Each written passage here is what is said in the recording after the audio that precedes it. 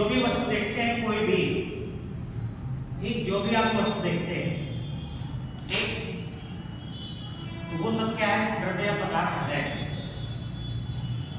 या परिभाषा के रूप में देख ले तो पदार्थ वह वस्तु है जिसका कोई वजन हो और वह स्थान व्यक्ति हो, ठीक, तो क्या हो जाएगा, द्रव्य या पदार्थ।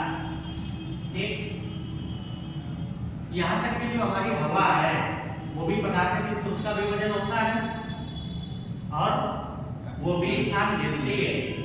ठीक, अब वजन कैसे होता है हवा का, जब तेज आंधी चलती है, तेज आंधी में कभी आप जाकर देखना तो ऐसा लगता है जैसे हवा में पीछे से धक्का दे रही है, आग में धक्का दे रही है। ठीक, तो वो क्या है, वजन ही तो है हवा का। ठीक, और यहाँ जो कमरे में हम लोग बैठे हैं तो यहाँ पर क्या है, हवा ही तो है पूरा, वो तो अपना स्थान दे रहे हैं। ठीक, अब अगर इनकी अवस्थाओं की बात करें तो प्रमुख रूप से इनकी तीन अवस्थाएं, ठोस, द्रव और गैस। लेकिन पदार्थ की दो अवस्थाएं और होती हैं, कौन कौन, प्लाज्मा और बोस-आइंस्टीन कंडेंसेट।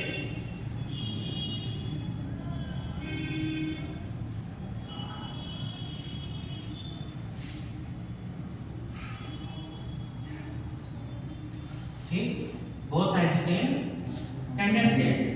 अब ये जो हमारी पांचों अवस्थाएं हैं इनको अगर हम देखें तो तीन अवस्थाएं आप लोगों ने सुनने पड़ा है, कौन कौन, ठोस, द्रव, गैस, सभी जानते हैं। ठीक, अवस्थाओं में केवल दो बिंदुओं को ध्यान रखना है, क्या क्या, आकार और आयतन। आकार और आयतन।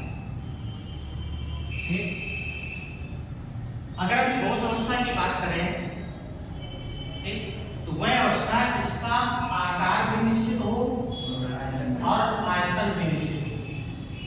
ठीक, आकार भी निश्चित हो और आयतन भी निश्चित हो, वो अवस्था हमारी कहलाती है ठोस। जैसे हमने डस्टर उठाया, ठीक, इसका आकार क्या है, आयताकार, रेक्टेंगल शेप है। अब इसको चाहे हम कानपुर ले जाएं, ठीक, चाहे दिल्ली ले जाएं, चाहे अमेरिका ले जाएं, चाहे पाकिस्तान ले जाएं, ये परिवर्तन नहीं होगा कि ये आयताकार से बेलनाकार हो जाए, ठीक, ये गोलाकार हो जाए।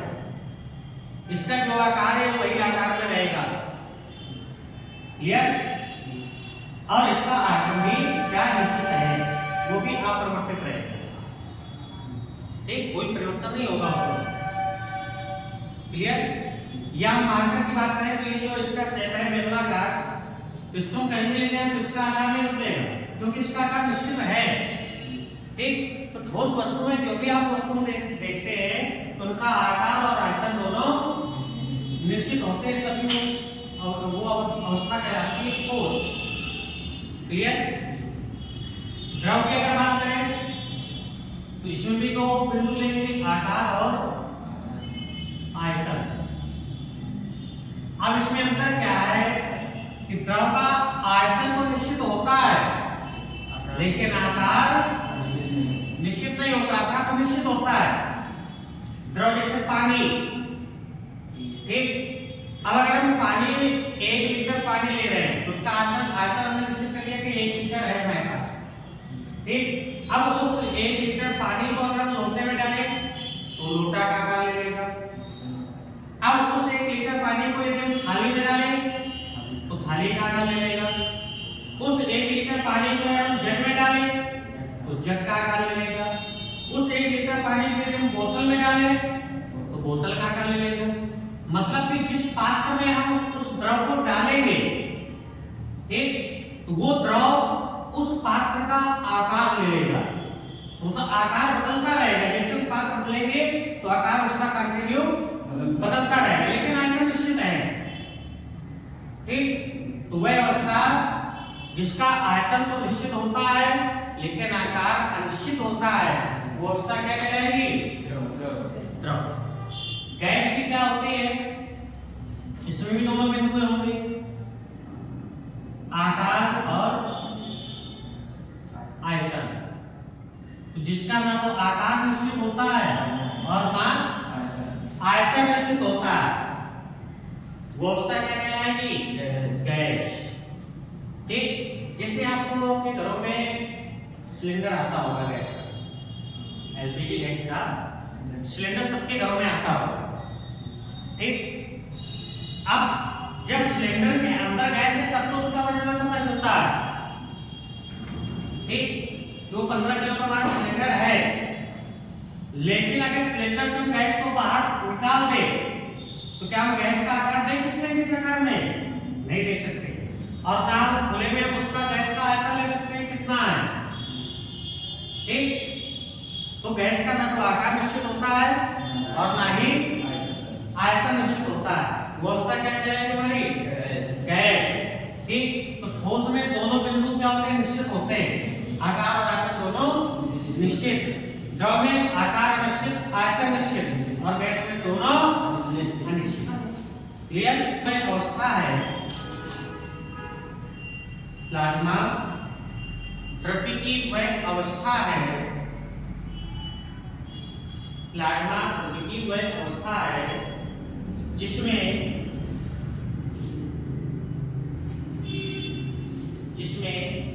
उच्च ताप पर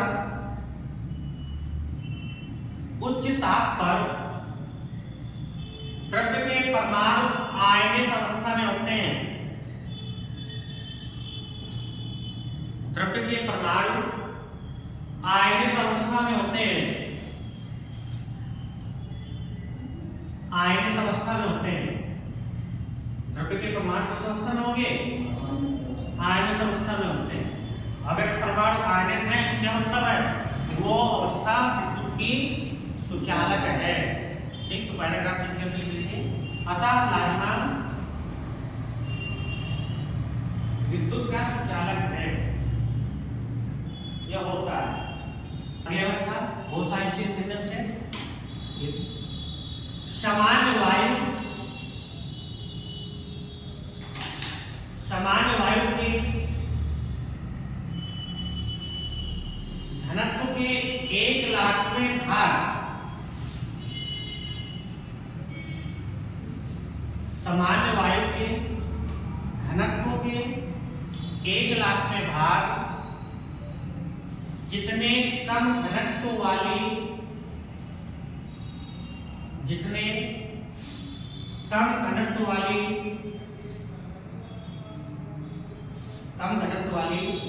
गैस को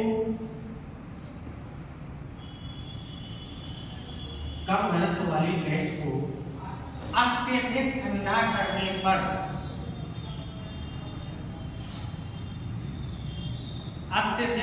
करने पर प्राप्त अवस्था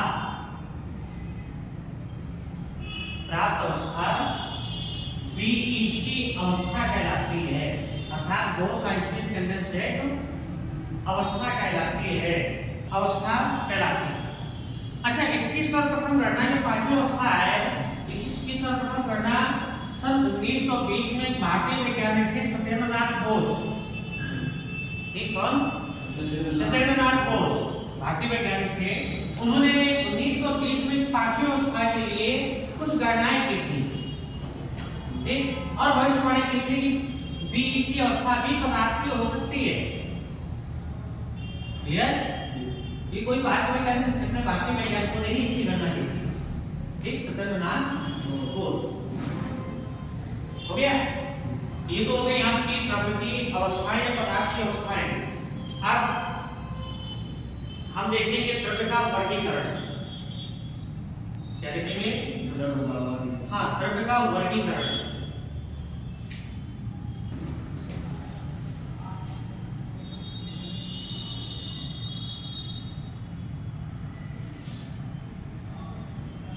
एक को कहते हैं मिश्रण। क्या कहते हैं? मिश्रण। दूसरे को कहते हैं शुद्ध पदार्थ।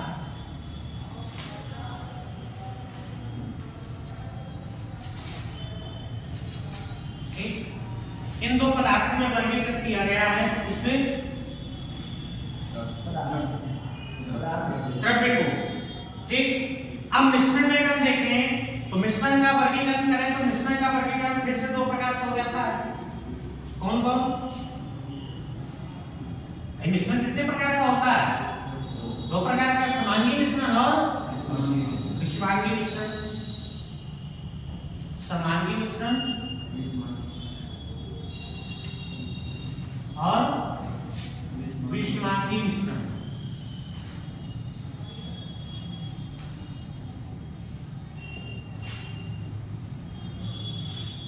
एक समांगी मिश्रण और विषमांगी मिश्रण। अब शुद्ध पदार्थ जो है इसका वर्गीकरण करें तो इसका वर्गीकरण भी दो भागों में किया गया है। ठीक, तत्व और यौगिक। इसमें किसमें? तत्व और यौगिक।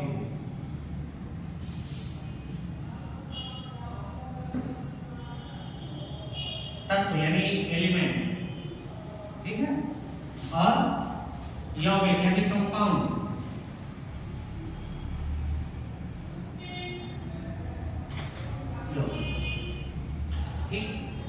अब आगे का वर्गीकरण करें तो तत्व को पुनः तीन भागों में बांट दिया गया है। कितने भागों में? तीन भागों में। ठीक, तत्व को कितने भागों में बांटा गया? तीन। धातु, क्योंकि जो हम लोग आवर्त सारणी देखते हैं तो आवर्त सारणी में जो तत्व हैं, ठीक, उसमें से कुछ तत्व धातु है, कुछ तत्व अधातु है, तो कुछ उपधातु है। तो इन तीन वर्गों में वर्गीकृत कर दिया गया।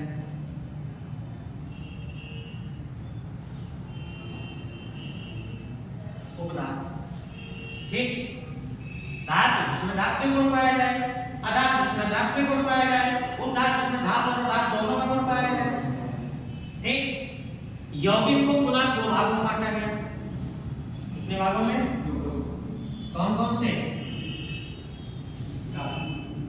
हाँ, कार्बनिक यौगिक,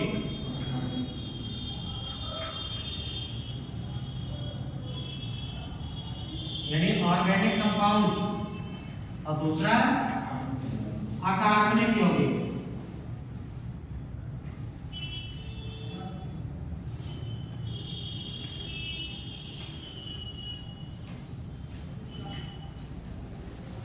इनऑर्गेनिक कंपाउंड्स।